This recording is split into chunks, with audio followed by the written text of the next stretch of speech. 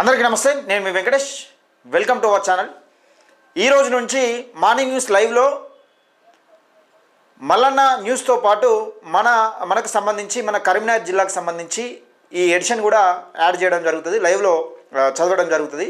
పెద్దపల్లి రాజన్న నేటి మాటతో సహా ఈ కరీంనగర్ జిల్లా వార్తలు చదవడం జరుగుతుంది. దయచేసి ఈ విషయాన్ని గమనించండి. మీ జిల్లాకు ఏదన్నా, మీ జిల్లాకు సంబంధించి కరీంనగర్ జిల్లాకు సంబంధించి మీకు ఏదన్నా మీ వార్త ఏదైనా వస్తే క్లిప్స్ కట్ చేసి మన యూట్యూబ్ ఛానల్లో పెట్టడం జరుగుతుంది. ఒకసారి శనార్థి నేటి మాట తీసుకుందాం. ఫస్ట్ శనార్థి నేటి మాటతోని చదువుకునే ప్రయత్నం చేద్దాం.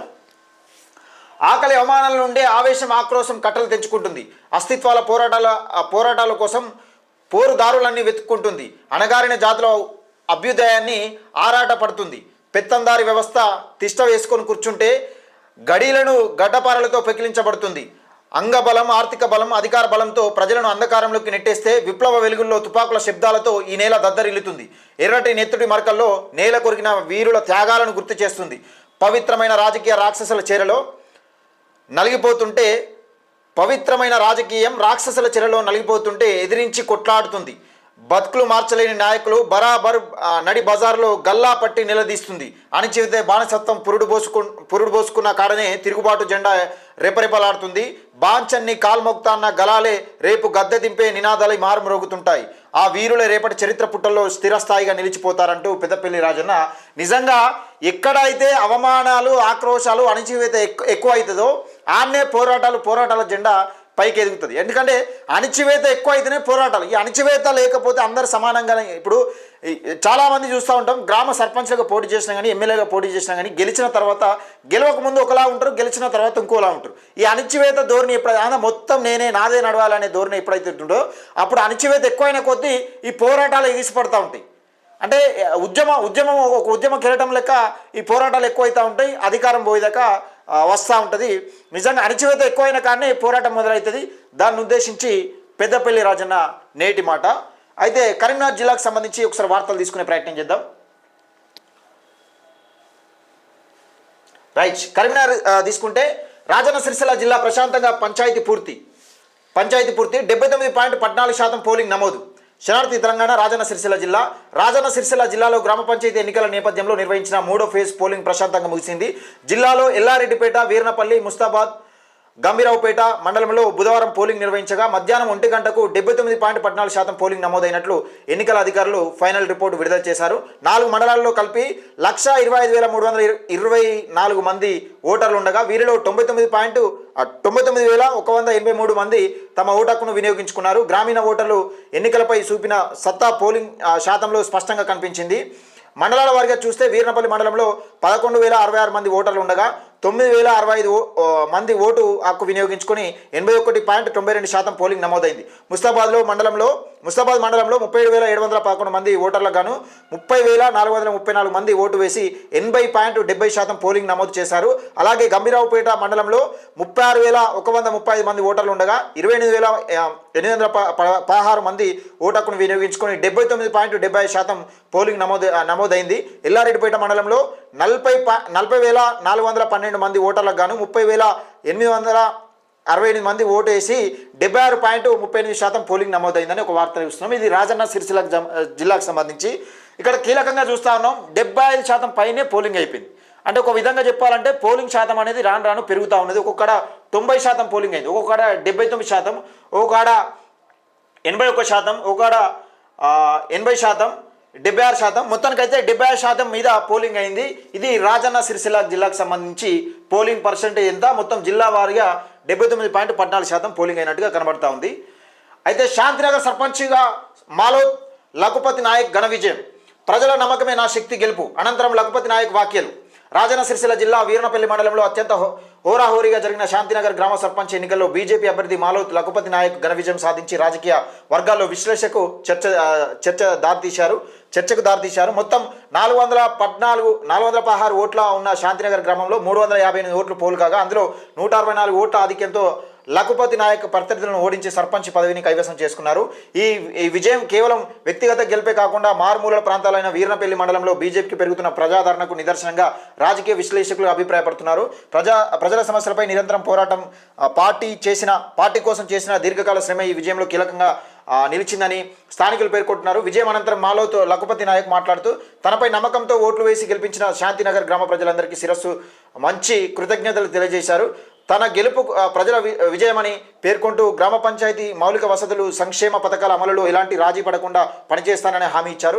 సామాన్య కార్యకర్తగా బీజేపీలోకి రాజకీయ ప్రస్థానం ప్రారంభించిన మాలోతు లఖుపతి నాయక్ ఎస్టీ మోర్చా జిల్లా కార్యదర్శిగా పనిచేస్తూ గిరిజన సమస్యలపై ప్రత్యేకంగా పోరాటం చేశారు. అనంతరం వీర్నపల్లి మండలం సెస్ డైరెక్టర్ ఎన్నికల్లో పోటీ చేసి స్వల్ప మెజార్టీతో ఓడిపోయిన ఆ ఓటమిని ఆ రాజకీయ అనుభవంగా మలుచుకొని పార్టీ బలోపేతానికి మరింత కృషి చేశారు. మారుమూల ప్రాంతమైన వీర్నపల్లి మండలంలో బీజేపీ పటిష్టమైన సంస్థాగత బలం తీసుకురావడంలో లఖుపతి నాయక్ కీలక పాత్ర పోషించారు. ఆయన అంకిత భావాన్ని గుర్తించిన పార్టీ అధిష్టానం మళ్ళీ వీర్నపల్లి మండల బీజేపీ అధ్యక్షుడిగా బాధ్యతలు అప్పగించింది.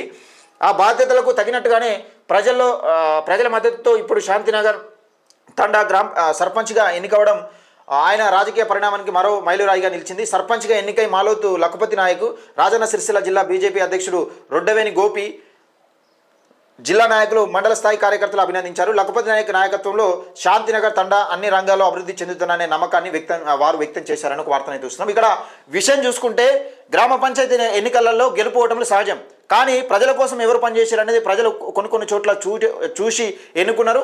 మరికొన్ని చోట్ల ఏమైందంటే విచ్చలవిడిగా డబ్బు వంచడం వల్ల అసలు ఎవరు కోటేలా అర్థం కాక ఎవరో ఊహించిన వ్యక్తులు ఎన్నికల్లో గెలుపొందడం అసలు ఆశ్చర్యానికి గురి చేసింది. ఇది అయితే మొత్తానికి రాజన్న సిరిసిల్ల జిల్లాకు సంబంధించి 416 ఓట్లు ఉంటే 358 ఓట్లు పోలు కాగా అందులో 164 ఓట్ల ఆధిక్యంతో లఖుపతి నాయక్ ఈయన గెలిచిన తర్వాత ఏం చెప్పినా కానీ ఇక అది వాస్తవం అనుకో, గెలిచినోడు ఏం చెప్పినా నడుస్తుంది అన్నట్టుగా పార్టీ కోసం పనిచేసిండు, ప్రజల కోసం పనిచేసిండు. అదే నాకు మైలేజ్ ఇచ్చింది. ఇది వరకు ఓడిపోయినా కానీ నాకు ఆ ఓటమి అనుభవంతో నేను మళ్ళీ గెలవగలిగిన. అసలు గెలిస్తే కాదు, ఓడిపోతే ఏం చేయాలో తెలుస్తుంది, ఓడిపోతే ఎట్లా ఓడిపోయినామనేది తెలుస్తుంది, ఓడిపోతే నిజంగా ఏం అనుభవాలు ఈ ఓటమి అనుభవంతో ఏం నేర్చుకోవాలనేది అర్థమవుతుంది. దాన్ని ఉద్దేశించి సిరిసిల్ల జిల్లా వార్త.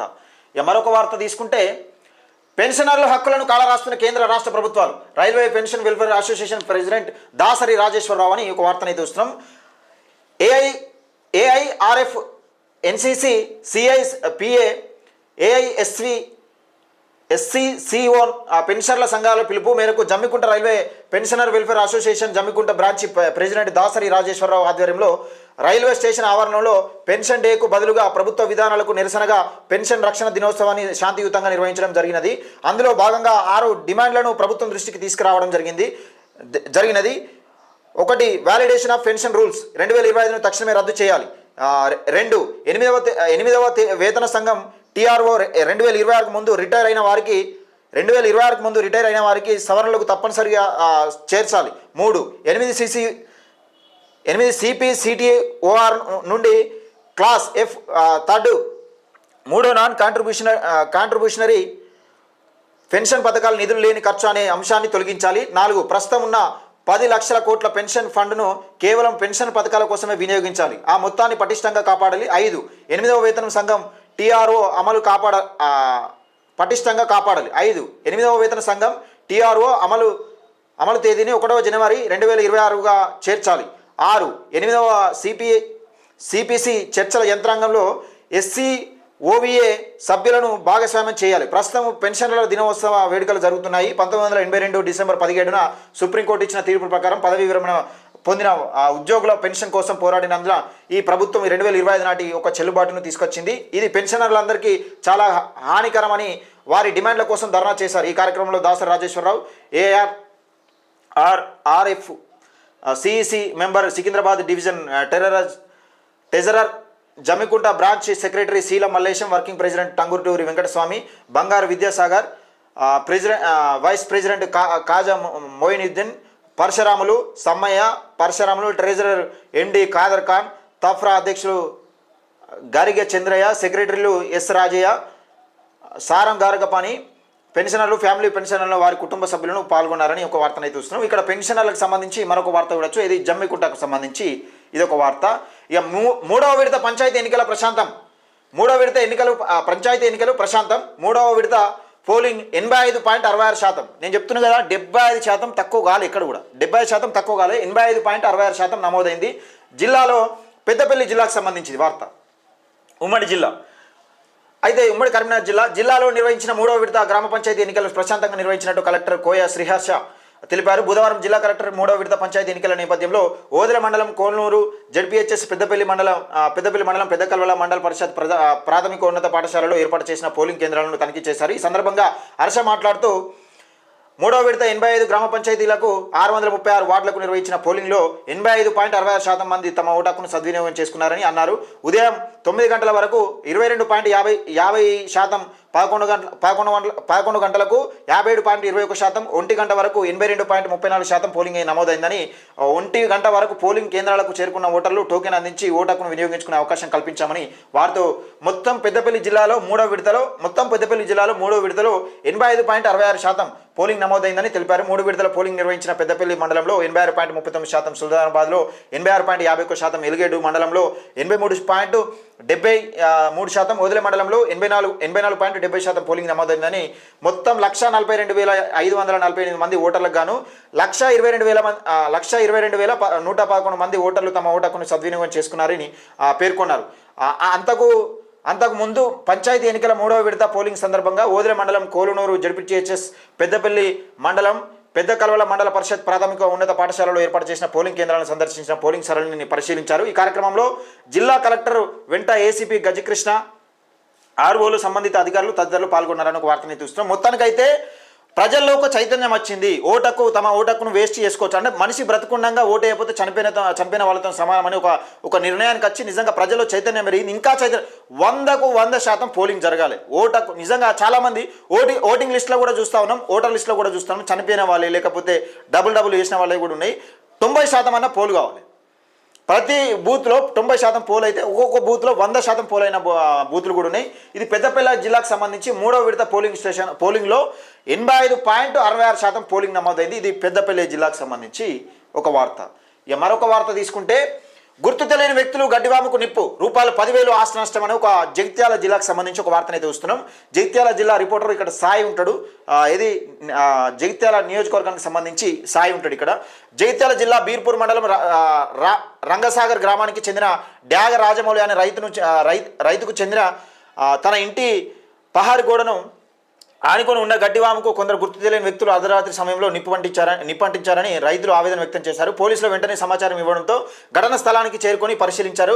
బాధితుని ఫిర్యాదు మేరకు పోలీసులు నిందితుల కోసం గాలింపు చర్యలు మొదలుపెట్టారని ఒక వార్తని చూస్తున్నాం. ఇక్కడ విషయం ఏంటంటే, ఈ గడ్డివాములు అంట పెట్టడం, లేకపోతే ఇంట్లో పత్తి కాలిపోవడం, ఇంకే విషయం ఏంటంటే వ్యక్తిగత కారణాల వల్ల, లేకపోతే అక్కడ ఈ నైట్ పూట ఎక్కడైనా సిట్టింగ్ టైం ఈ మందు బాబులు ఉంటారు కదా, మందు బాబులు అక్కడ కూర్చుండి లేకపోతే సిగరెట్ అంటు పెట్టి లేకపోతే తీట కన్నా అగ్గంటు పెట్టి పోయే కార్యక్రమం చేస్తారు. రైతుల పక్షాన పోతే మీకు ఏం మిగిలి పాపం ఆ గడ్డివాము అంటే బర్రెల కోసం గడ్డి పెట్టుకుంటారు. ఇప్పుడు మళ్ళీ ఎండాకాలం వరి కోసేదాకా గడ్డి ఉండదు. ఈ బర్రెలకు వేయడం కోసమే రైతు పెట్టుకున్న గడ్డిని కాలబెట్టడం చాలా దుర్మార్గమైన పరిస్థితి. పాపం ఆ రైతుల విషయంలో ఇలాంటి సంఘటనలు జరగడం చాలా దురదృష్టకరం. ఏదేమైనప్పటికీ ఈ గుర్తు తెలియని వ్యక్తులు ఎవరైతే ఉంటారో వాళ్ళని గుర్తించి మళ్ళొకసారి ఇలాంటి జరగకుండా కఠిన చర్యలు తీసుకుంటారని నేను మనస్ఫూర్తిగా కోరుకుంటున్నా. ఇది ఉమ్మడి కరీంనగర్ జిల్లాకు సంబంధించి వార్తలు.